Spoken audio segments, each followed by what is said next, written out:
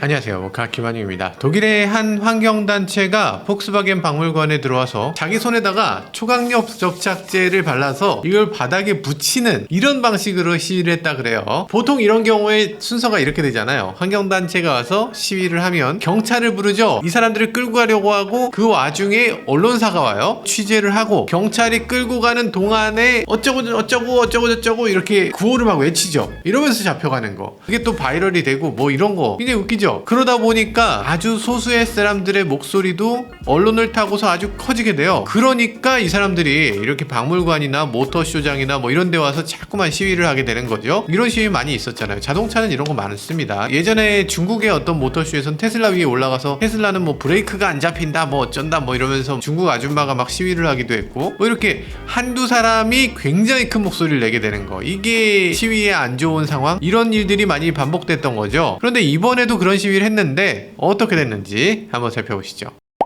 네, 이번에는 폭스바겐의 대응이 좀 남달랐습니다. 경찰 부르면 당연히 일이 커지고 당연히 언론에 나오니까 야, 그러지 말고 그냥 우리 샷다 내려, 불도 끄고 그냥 퇴근해버리자, 이런 겁니다. 그러니까 시위대 입장에서 아이씨, 화장실도 가야 되는데 아이씨 어떡하지? 샷다 내리고 퇴근해버리니까 깜깜해. 그래서 우리 생존권을 침해받았다 이러면서 컴플레인을 했어요. 아니 이게 말이 되나? 너네 화장실 못 간 거를 왜 우리한테 얘기를 합니까? 지금 이상하잖아요. 현실에서는 폭스바겐에서 잘 걸렸어, 너 우리 영업 못한 거며 바닥에다 본드 발랐어, 바닥 다시 해야 되는데 그 값 다 물어내, 이렇게 된 겁니다. 이렇게 소송을 하고 있어요. 그러니까 이 사람들은 뭐예요? 환경단체가 해야 될 것이 메시지를 전달하는 걸 텐데, 웃기게 그 메시지는 전혀 전달 못하고 화장실도 못 가고 쪽팔림 당했다, 이런 메시지만 전달된 거죠. 무슨 얘기냐면 기사를 보시면 알 수 있어요. 아니 폭스바겐 박물관인데 왜 여기 포르쉐가 있어? 이러실 수 있잖아요. 사실 여기는 독일 볼프스부르크에 있는 폭스바겐 아우토슈타트라는 곳입니다. 저도 여기 두어 번 다녀온 적이 있는데요. 아우토슈타트라고 하면 오토시티, 그러니까 자동차 도시라는 뜻입니다. 실제로도 여기는 폭스바겐의 첫 번째 공장이 지어진 곳이에요. 그때 당시 히틀러가 독일 가정마다 자동차를 보급해 주겠다, 이게 굉장히 중요한 포인트가 돼서 총리로 당선되기도 했는데, 히틀러는 우리가 생각하기에는 독재자 하고 굉장히 나쁜 사람, 전쟁을 일으킨 사람, 이런 느낌으로 받아들여지지만 그 당시에 독일인들한테는 히틀러가 내세웠던 건 즐거움이었습니다. 가정 모두가 즐거움을 누릴 수 있도록 이 사람들 모두에게 자동차를 제공해 주겠다,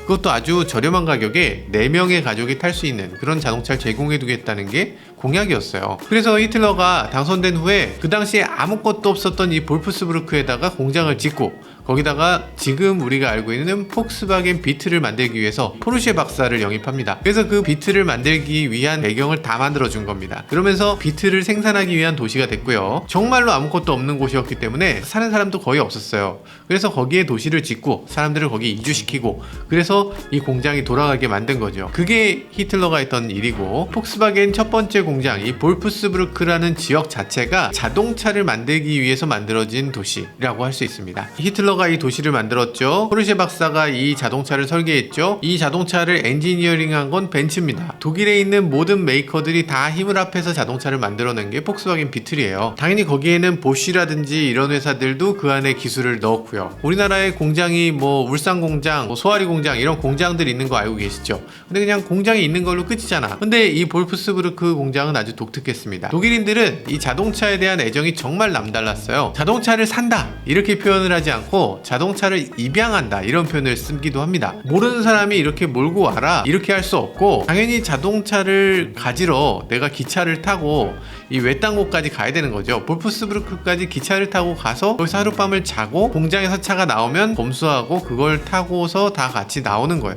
그런 사람들이 굉장히 많아졌습니다. 저만 해도 울산 공장까지 기차 타고 가서 거기서 차 가지고 오다가 사고 나고 뭐 아무튼 그런 일들이 있잖아요. 자동차 환자 같은 사람들, 저 같은 사람들, 여러분들 중에 혹시 가본 분들 계실지 모르겠는데 현대차 공장 가보시면 현대차 입장에서는 이 사람들이 공장에 안 오길 바랍니다. 그래서 하루에 50팀 정도만 받고 뭐 더 이상 안 받는 식으로 뭐 이렇게 턱없이 제한을 합니다. 그리고 촬영 금지라고 곳곳에 써 있어요. 아니 내가 내 차를 지금 받는 순간인데 그걸 찍을 수가 없다니, 이게 말이 되나? 이게 현대차고요. 폭스바겐은 그 당시에 대응이 남달랐죠. 자신의 차를 가지러 이렇게 멀리까지 여행 오는 고객님들이 있어? 그분들이야말로 코어 고객이지. 폭스바겐을 진정으로 사랑해 사랑해주는 여러분을 위해서 우리가 최고의 서비스를 하겠습니다. 이러면서 여기에 박물관을 짓고 우리 가족이 된 사람들을 환영하는 공간을 만들자, 이런 겁니다. 그렇게 되면 코어 고객은 결코 우리를 떠나가지 않고 계속 우리 차를 살 거다라는 거죠. 그래서 처음에 만약에 이분이 산 차가 골프나 뭐 폴로나 이런 차가 되겠지만, 나중에 그분들이 포르쉐나 람보르기니까지 사는 이런 평생 고객이 되도록 만들어보자, 이런 거였죠. 게다가 아빠가 차를 사러 오면 혼자 오는 게 아니잖아요. 온 가족들이 오거든요. 아이들을 위한 놀이동산도 만들자, 과학 공간도 만들자. 그래서 결국에 이 아이들이 폭스바겐의 골수 팬이 되도록 만들어서 이 아이가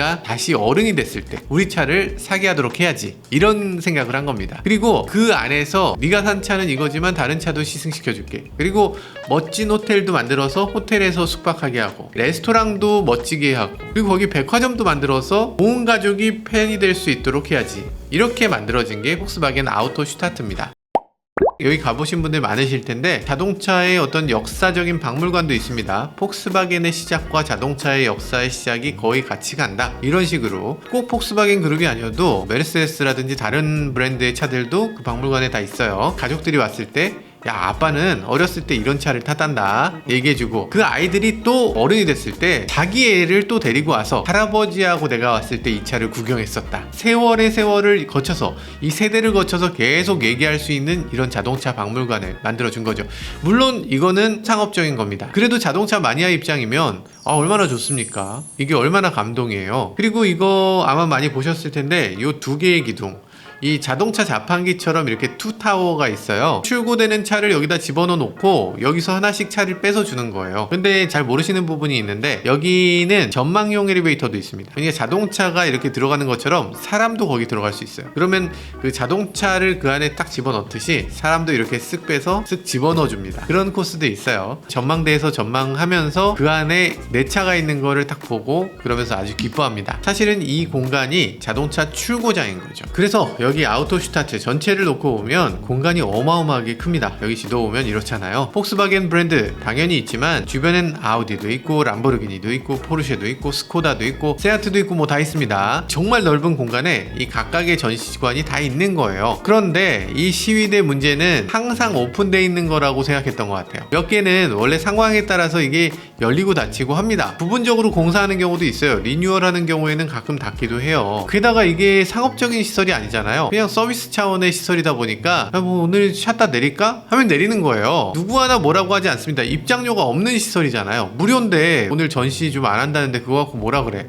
게다가 박물관 같은 건데, 만약에 이게 시위를 정말 제대로 할 거였다면 차가 공장에서 나오지 못하게 그 앞에서 시위를 했어야죠. 그러면은 좀 경찰도 부르고 뭐 난리가 났겠지. 근데 그것도 아니고 이 넓은 아우토 슈타트에서, 그것도 굳이 포르쉐 전시장 안에서 그 차 앞에서 했을까?